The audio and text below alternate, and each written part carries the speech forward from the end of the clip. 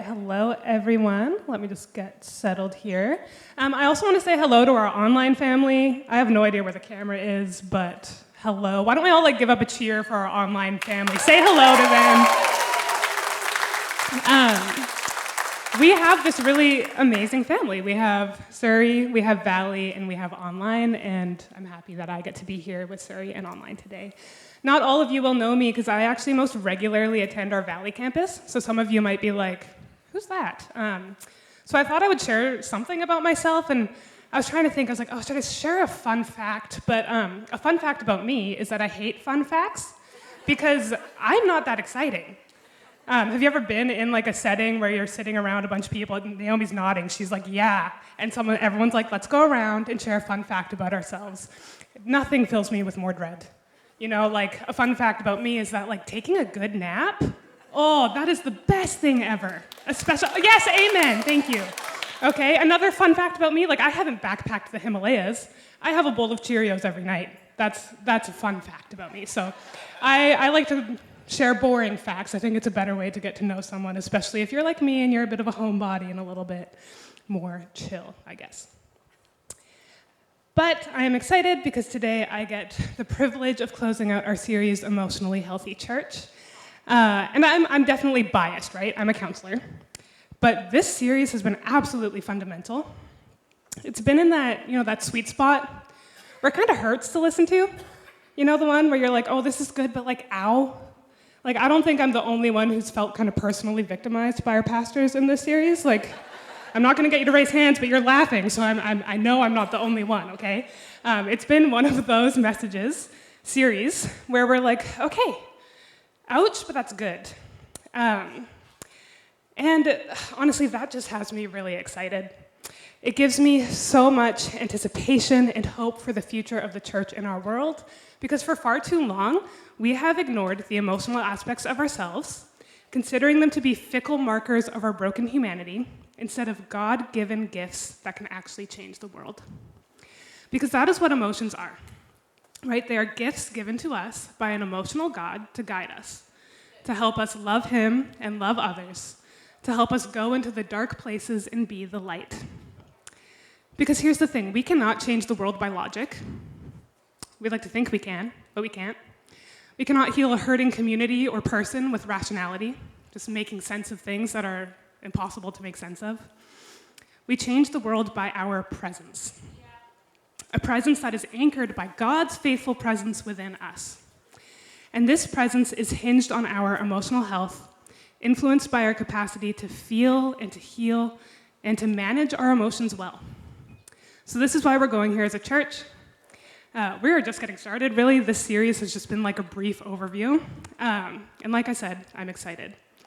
Because honestly, I see a church where no one is on the fringe, hiding in shame and fear.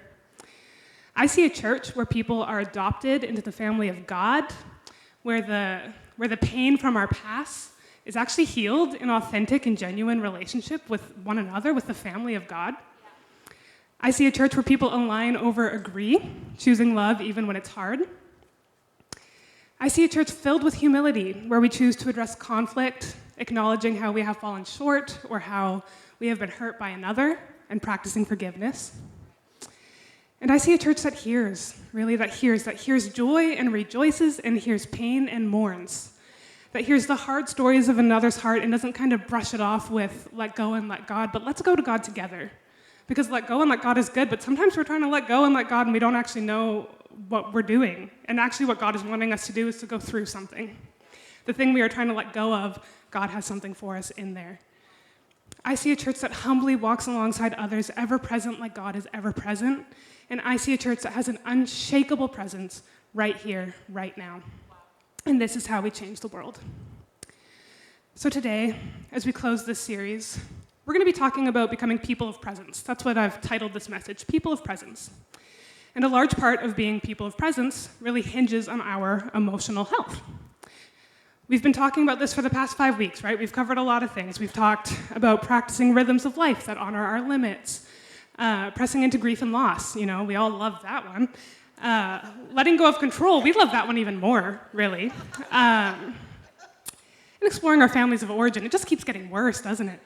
Um, but all of these things and more influence our ability to fulfill the greatest command. So if you have your Bible, I think it'll be up on the screen too. Matthew 22, 37 to 40, where Jesus says, "Love the Lord your God with all your heart and with all your soul and with all your mind. This is the first and greatest commandment. And the second is like it. Love your neighbor as yourself. All the law and the prophets hang on these two commandments." I think we can all agree that this is the call of the Christian life, right? Jesus makes it pretty obvious. I think we can also agree that this is easier said than done too much of the time, right? But we do this by God invites us to practice his presence in our daily lives, right? That's us loving God. We have a relationship with him. He also invites us to practice the presence of people. That's us loving others. But there's something in between these things that often gets missed. There's a little gap. And it's where many of us fall short. It's actually our own personal presence. Now stay with me here, because I think sometimes we can get a little bit skittish when we start talking about the self in a Christian context, right? Because it seems to go a bit against what we believe, right? Don't focus on yourself. Think about others. Focus on God. Don't spend too much time looking inward. That's the flesh. We want to put that away. And also sometimes it seems to go too much like what the world believes, which is look at yourself. It's all about you. You do you. It's your truth. And so we shy away from it, right? We get uncomfortable. But this is exactly why I'm bringing it up, because we have left this very real and important part of discipleship off to the side, which is ourself. And we've missed part of the picture. Because what we take into our relationships with God and with others is ourselves. We are the common denominator, there we go, in everything that we do. All we have to offer is ourself and its accompanying presence. And for all of us, the self has very real hurts and experiences that impact our ability to love another in the moment, Our stuff comes up, whether we admit it and acknowledge it or not. This is why, actually, we can know one thing and live another, right? We know that we should be quick to listen and slow to speak until, someone we know posts something on social media that we disagree with, so then, we might slide into those DMs with a bit of a thought. We might notice that, our heart gets racing a little bit, and we're like, no, can't believe they would say that. We might share something else to our story in, this weird backwards dialogue, being human is so weird, is it not?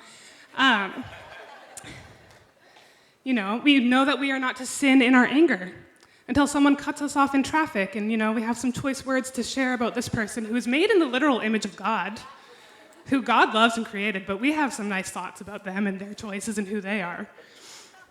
We know that we are to love, right? We've talked about this already today, and we've talked about it, forever. We are to love until someone different from us comes along, maybe someone who has different theological values, different opinions on hot topic issues, and they bump up against our edges, and so we just distance ourselves.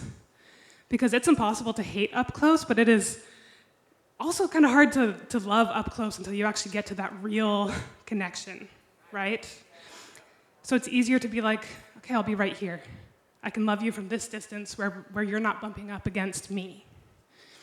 We know the principles of Christian living, and we believe that we should be living them, but when push comes to shove, many of us find ourselves acting in ways that we don't really expect. Dostoevsky said that love in practice is a harsh and dreadful thing compared to love in dreams. We talk a lot about love, like love is good, all these positive things. And here comes Dostoevsky. I'm really proud of myself that I just said his name and threw that out there. Just saying. I don't think I've ever felt more philosophical than in this current moment. But back to the task at hand. Love in practice is a harsh and dreadful thing compared to love in dreams. Okay. We know that love is good and it is our calling, but to practice it will bring you to the end of yourself time and time again. And this is true no matter how emotionally healthy you are. There's no formula here to make it easier because we live in a broken world and things are not as cut and dry as we want them to be. And so it is hard. Love is hard, yet it is wholly and absolutely worth pursuing. So how do we do it well? We've talked about a lot of different aspects of emotional health over the past few weeks. And today we're going to close by discussing emotional maturity, which really is just our ability to manage our emotions no matter the circumstance. We cannot really be people of presence able to love others well, especially when life gets hard, if we are emotionally immature.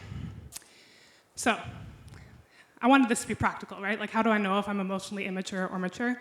There's going to be a list up on the screen here. And when it comes up, don't panic, okay?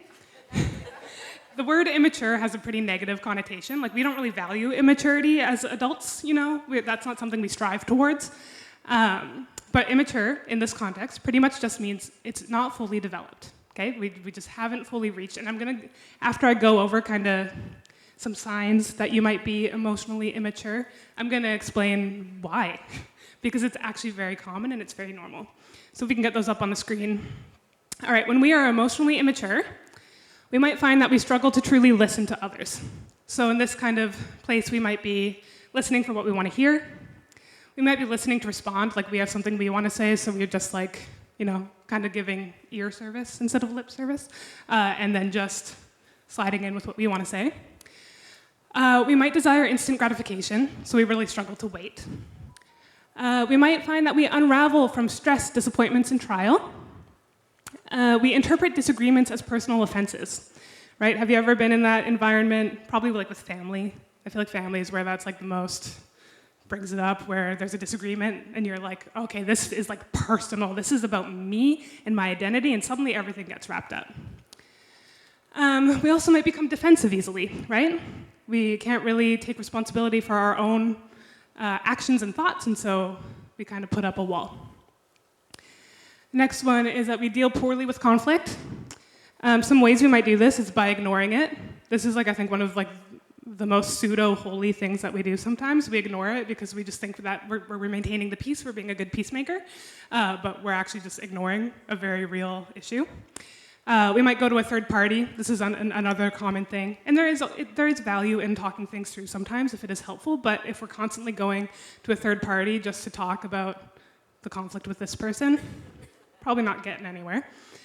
We might blame the other party. We might become passive-aggressive or just flat-out aggressive. So those are kind of ways that we deal poorly with conflict.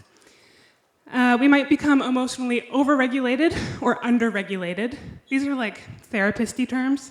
But overregulated basically means that you kind of ignore or deny your emotions. You might not be aware that you do this. You might be very aware that you do it. But basically, you just keep busy, don't really have time to feel those things. You don't even really know what to do when emotion comes up, so then you're just like, okay, just kind of stuff that one down and get on with life. Fun fact, we really value overregulated people in our society. Just saying, because they get stuff done. But just because they get stuff done doesn't mean that it's necessarily the healthiest place to be. Or underregulated is the opposite. Emotions come like a tidal wave, take us over, completely throw us off our feet. And because we tend to not really value underregulated people in society, there can be a lot of shame and stuff that comes there as well. The last one here is that we lose ourselves in the feelings, needs, and concerns of others. So we try and support someone, someone's having an issue, we get sucked in. It starts to feel really personal. It starts to feel really, really like we lose ourselves. Our edge and their edge have blended together. All right, so that's emotionally immature. Many of you are sitting there being like, ow, and I am sorry. But let's talk about emotional maturity, just on the flip side here. So if we are emotionally mature, we are able to clearly and honestly ask for what we need, want, or prefer, so we can communicate our desires. We're able to kind of advocate for ourselves or other people in a pretty confident way. We take responsibility for our own thoughts and feelings, so we know what we feel and what we do and who we are, and we are responsible for that.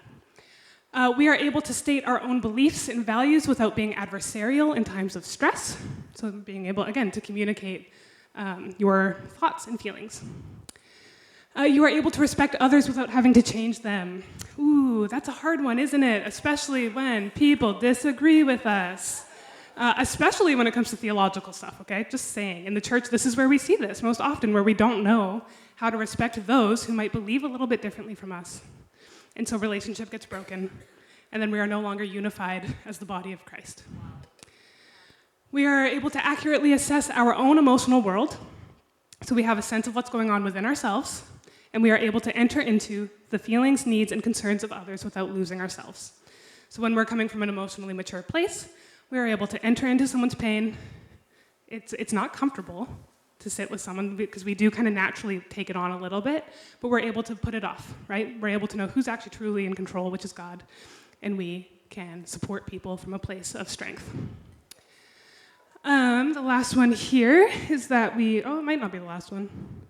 Yes, it is. Engage in conflict resolution maturely and with consideration of others' perspectives. So we are able to actually hear the people that we're having an issue with and a conflict with and actually kind of have a reciprocal conversation, okay? So that is emotional maturity. Now, a couple things. If you are finding yourself on this emotionally immature list, congratulations. We all are to some degree, okay? I don't think emotional maturity is static, because I don't know about you guys. Okay, I'm a counselor. Many of you think that I am the pinnacle of emotional maturity, and let me just tell you, I'm very much human. I just have some knowledge. But my family can get me to a place of emotional immaturity, right? My mother is here, and she's laughing, yep. I have one brother in particular. He is gifted. Oh, he is gifted in being able to be oh, there we go. And then I find myself, I'm not advocating for myself. I'm fighting, He can bring that up in me, So emotional maturity changes depending on the situation. We can even look at the flooding in the valley as an example, right? Many people who are there's a piece of hair stuck to me. Many of you probably were not noticing that, but I was just seeing it floating around in my arm movements because I kind of gesticulate kind of wildly. But if we look at the flooding in the valley, people who were probably emotionally mature to some degree started having fights in grocery stores with people. Why? Because stressful environment, completely out of control, unpredictable, and people react accordingly. So there's a lot of environmental factors that have to do with our emotional maturity at any given moment. As well, there are numerous factors that contribute to our emotional development. So things like unprocessed pain, trauma, and experiences from the past can completely deplete our ability to actually steward our emotions well. Unlike physical maturity, which happens automatically, emotional maturity is pretty much learned, practiced, and reinforced. Could you imagine if we had to choose to physically mature? You're 11 years old and you're I'm gonna wake up tomorrow and I'm gonna have acne. And you know what, I'm gonna have acne all the way through until I start having gray hair. I'm never gonna have a break. We choose physical maturity. That's not how it goes. It just happens. You wake up and things are weird for the rest of your life, pretty much. But emotional maturity, learned, practiced, reinforced, right? It's modeled for us.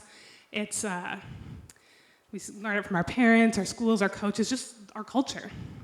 And now here's the thing. Our culture, in the church and outside of it, because the church is influenced by our Western culture, has not historically valued emotions, and so we have not been taught how to develop emotionally. Okay? We prioritize logic and behavior over our emotions. Dr. Hilary McBride is a psychologist and counselor from Vancouver, and she says this when talking. It's about the field of psychology. It's about the field of psychology, but I think it has value, and it explains kind of just our cultural system. And she says this: psychology has historically focused too much on cognition and behavior while neglecting the process that underlies them both, which is emotion. But current neuroscientific research reveals emotion, which is also called affect in the scientific literature, as the central driver behind why we are the way we are and how we develop and heal. Our emotions are inextricably intertwined with our thoughts and our behavior and just all of who we are. But our culture has very much ignored that, and the church has kind of followed suit, but now we can see that things are changing. So all of this that I've just said is a huge barrier to becoming emotionally mature. So I really just don't want you to feel disheartened if you felt like you saw yourself on that emotional immaturity list, because you're normal, okay? Our world has not really set you up well to develop emotionally. But the good news is that growing in emotional maturity is absolutely possible, and it takes a process that I like to call emotional stewardship. So to steward, from a biblical perspective, means to utilize and manage the resources God provides for the glory of God and the betterment of His creation. I got that definition from Wikipedia. I thought it was pretty good. That is exactly what it is. We see the term first used in Genesis, where God tells Adam and Eve to steward the earth, help it grow and to flourish.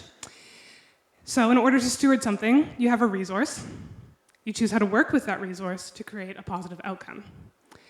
Our emotions need wise stewardship. They are resources, gifts from God, that provide valuable information about our internal and external environment. And this might be controversial to some of you, but there's actually no such thing as a good emotion or a bad emotion. If I were to ask you, tell me a good emotion, you would probably be like happiness, calm, I don't know, I can't think of any others. Fun fact, there are less good emotions that we think of most common, which I think kind of speaks to a bit how we are as humans. But if I were to ask you about a bad emotion, you would be like anger, sadness, fear, jealousy. You would just be able to list that off. The thing is, emotions have no intrinsic value. They just are. There are emotions that feel bad and emotions that feel good, but that is the experience of the emotion and not the value of the emotion. And the reason I say this is because so many of us have been taught that a certain emotion is bad, so we just push it away. But the reality is we are human and those things come up. And then when they come up, we get lost and we get stuck. And especially when we're in relationship with other people, and then we're starting to be motivated by this emotion that we actually haven't stewarded well. So I wanted this to be very practical. So I'm going to give a brief overview of some of our core emotions and their purpose, because they all have a purpose. And I wanted to do it this way just because I want you to pay attention in this next week when an emotion comes up and actually be like, oh, what is actually happening here? So, first one, everyone's favorite, is sadness. Sadness is simply a signal that something needs to heal. It comes up whenever we have a loss. It's pretty much the physical or the emotional equivalent of physical pain. And it comes up whenever we've lost something. And there was a fantastic message from Pastor Angela on grief and loss that if you haven't listened to, you can listen to it on our podcast or on YouTube to kind of flesh out this idea more. Because there's lots of different types of loss. There's the loss of a person, There's lots of things that we want to have happened but haven't happened. There's always a loss, there's a grief. And an interesting thing about sadness, too, is that sadness actually physically, biologically slows you down. Because it's your body's way of saying, heal. Tend to this loss. Pay attention to it. We don't really like it, but it is actually telling us to slow down and pay attention. Happiness. Happiness is a signal that an expectation has been met. Its purpose really is just to allow you to be fully present and connected in the moment. And a fun fact about emotions is that emotions come and go like a wave no matter what. So if your goal all along has been happiness, I hate to break it to you, but you're not going to achieve that. Because literally, biologically, scientifically, an emotion cannot stay forever. So happiness should not be your end goal. It is just an experience. And also, happiness can be a very vulnerable emotion. The amount of times I sit and talk with clients in the counseling office about feeling joy and the vulnerability of that is huge. But happiness is really just saying, hey, this is good, let's hold on to it. Anger is a signal that an expectation has been unmet. So whenever anger comes up, it's always because we have a value or a belief about something, an expectation, and it's been unmet. And you can see where this gets really kind of tricky in our society because we all have different expectations, right?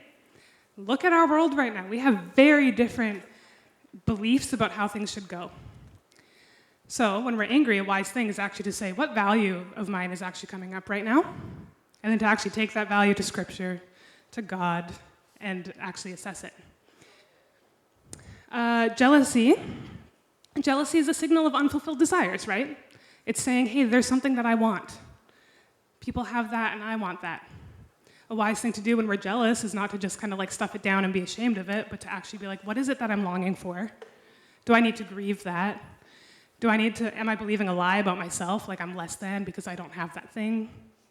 We need to work with it and steward it well. Fear is a signal that you might be in danger, right? Your body is so wired to keep you safe. So if you're noticing that you're afraid, assess for danger. What danger is here? And there might be dangers that are rooted in your past, things you've gone through that are coming up. And a wise thing to do is actually steward that well. Disgust, this is the last one here, is a signal that something is wrong or off, right? It's this kind of very visceral reaction of no, that is not good, right? That is what disgust is telling us. So none of these things, I would say, are inherently wrong. They are part of being human in a broken world, and it is perfectly normal to feel them at times. What goes wrong is when we do not steward them. And instead, we cope in ways that are unhealthy, right? Some of us do this intentionally, Like fully knowing that we are upset, so we're just gonna drink a bottle of wine, maybe have one too many glasses, and then like binge watch Hallmark movies all night long, right? I hear some laughter, so I'm not calling you out, but I'm kind of calling you out. Some of us also have no clue that we are doing this, that we're not coping well, as we overwork ourselves to the point of just super busyness, and we're just tired and stressed, and if we just keep busy, then the world keeps turning, and we don't actually have to face ourselves, so everything's okay. That's not really healthy either. Some of us even compound the experience by then feeling ashamed of the feelings we're having. So we're not just having emotions, we are having emotions about the emotions. And usually it's shame, and shame is always an attack on your identity. Shame is always saying that you are bad, there is something wrong with you. So, you sit there and you go, oh, I'm not supposed to be jealous of other people because God has a plan for my life, and I do believe that God's plan is good, but I really want that thing, and I feel less than. And so I'm a terrible person. I'm a less than Christian because I feel jealous. No, I'm not supposed to be afraid. The Bible says so many times, do not be afraid, and I could honestly probably take the rest of the message just to hash that out, because it's true, but also, fear is a very normal response to living in a world that is not right. So how do we then manage it in a way that keeps us in line with God and His kingdom? When we respond this way, we get stuck. We hide, we don't live as God intended, with all parts of the self He created working together. We live fragmented. So how then should we respond? Okay, emotional stewardship. This is actually your practice for this week. Normally we would put the practice right at the end. I'm doing it just right here, right now. So it's gonna be up on the screen. There it is. So steps in emotional stewardship. The first step is simple, okay? We want to actually acknowledge the emotion that is present. This sounds very basic, but so many of us are so uncomfortable with emotions that we think are bad, that we have been taught are not good, that we don't even want to acknowledge it. Some of us don't even know how. So we want to actually acknowledge what emotion is present right here, right now. If I'm sad, what loss is under there? If I'm angry, what value is not being met? We then want to consider why the emotion is present. Why is it there? Does it connect to something from your past? Is it an actual valid response based on what's going on? You want to consider it. And then you want to partner with God in the processing of that emotions and its impulses. So that's where we acknowledge, we consider, we partner. We are stewarding the emotion in a way that is healthy and good. This is wisdom, but it is also worship. Husband and wife duo Tristan and Jonathan Collins write in their book, Why Emotions Matter. And let me just say this book, Why Emotions Matter, is actually a really great read. It's pretty digestible. He's a theologian and she's a therapist, so they kind of go over emotions and how to actually work with them well. So I highly recommend it. And they say this, expressing emotion to God is worship. Why? Because expressing emotion to God reflects a willingness to be vulnerable before Him, where we're actually showing all of who we are to God. In fact, if we look at the book of Psalms, we see this modeled. There are numerous passages where the psalmist is just going for it with God, saying, my soul is in anguish. I don't know, Yinger wasn't up here singing, my soul is in anguish. We don't really do that in our culture, but that was their public songs of worship, was to actually express true, full emotion in community to God. Sharing our very real experience of emotion with God allows us to humble ourselves before Him and partner with Him in stewarding that emotion well. So how does that tie into being people of presence?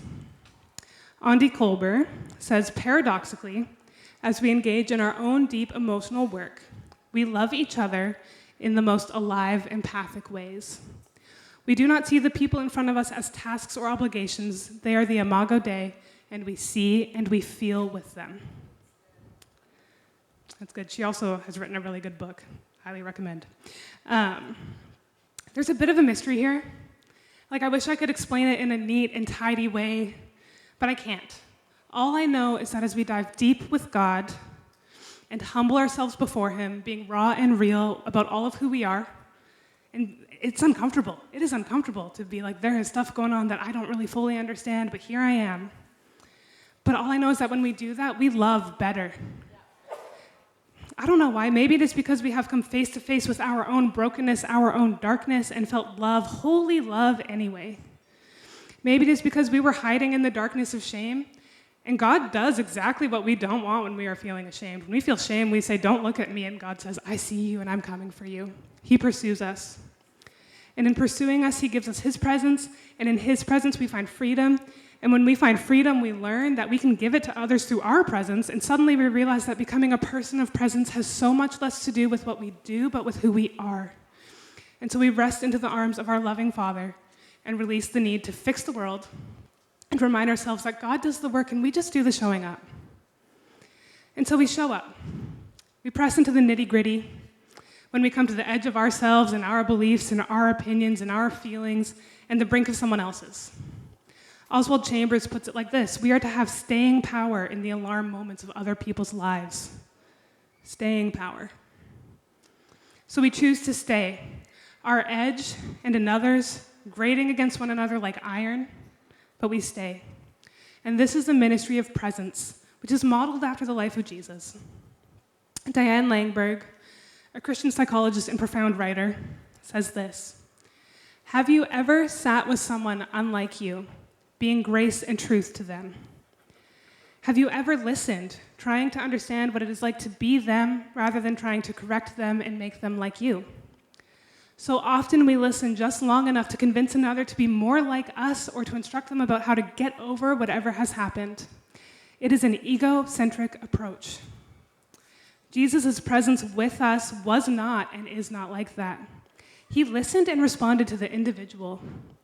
Have you ever been struck by the fact that he healed all blind people in unique ways? Let us watch Jesus and see who he was with others who were utterly unlike him. Let us watch and see who he was with them.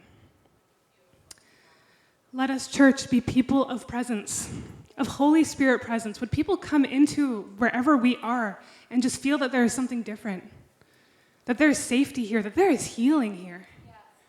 Healing. Because we heal in the context of relationship with God and relationship with others. Let us be the church that Paul talks about in Colossians 3. Therefore, as God's chosen people, holy and dearly loved, clothe yourselves with compassion, kindness, humility, gentleness, and patience. Bear with each other and forgive one another if any of you has a grievance against someone. Forgive as the Lord forgave you. And over all these virtues put on love, which binds them all together in perfect unity. Let the peace of Christ rule in your hearts, since as members of one body you were called to peace, and be thankful. Let the message of Christ dwell among you richly as you teach and admonish one another with all wisdom through psalms, hymns, and songs from the Spirit, singing to God with gratitude in your hearts. And whatever you do, whether in word or deed, do it all in the name of the Lord Jesus, giving thanks to God the Father through him. I love this scripture because we can't do it without Jesus. We cannot be people of presence without God's presence in us, right? We have God's presence in us, we're present to ourselves, and we're present to others. They're all intertwined.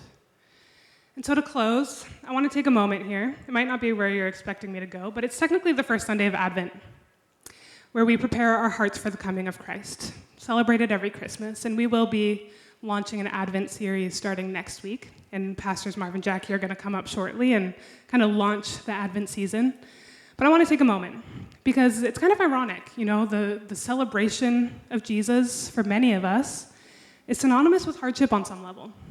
You know, there's financial woes, family conflict, busyness, noise, pressure. There's lots of good too, right? Tradition, celebration, and connection, but it can be a heavy season. But let us not be heavy-hearted with the things of this world, but heavy with the holy weight of what God has done for us through Jesus. So I'm actually going to close by reading the birth story, Matthew 1. It says this: "This is how the birth of Jesus the Messiah came about. His mother Mary was pledged to be married to Joseph, but before they came together, she was found to be pregnant through the Holy Spirit. Because Joseph, her husband, was faithful to the law and yet did not want to expose her to public disgrace, he had in mind to divorce her quietly." Just think of the emotions that were probably there in that moment, right? Unwed mother. Shame. So much shame. But after he had considered this, an angel of the Lord appeared to him in a dream and said, "Joseph, son of David, do not be afraid to take Mary home as your wife, because what is conceived in her is from the Holy Spirit. She will give birth to a son, and you are to give him the name Jesus, because he will save his people from their sins." I love that God says to Joseph, do not be afraid. Joseph was afraid. And God said, do not be afraid, and so Joseph stewarded his fear. All this took place to fulfill what the Lord had said through the prophet. The virgin will conceive and give birth to a son, and they will call him Emmanuel, which means God with us. Emmanuel, God with us. Once we were far from God, but he gave us his presence, and now we can be closer than ever. God came in the form of a baby so that he could be with us in our pain and really with us. He knows it. He was human. He's with us in our suffering, with us in our joy, with us in our anger, with us in our jealousy, with us in our confusion, and with us in just all of the humanity that we are. He is with us in all the ways that we navigate the world. And so I want to end here, because with God with us, we can be people of presence in a world full of absence and brokenness. And I think that that is how we change the world, and that we bring healing to everywhere we go. That God is good and he is with us so we can be with ourselves and we can be with others. And that is how we love from a place of true emotional health.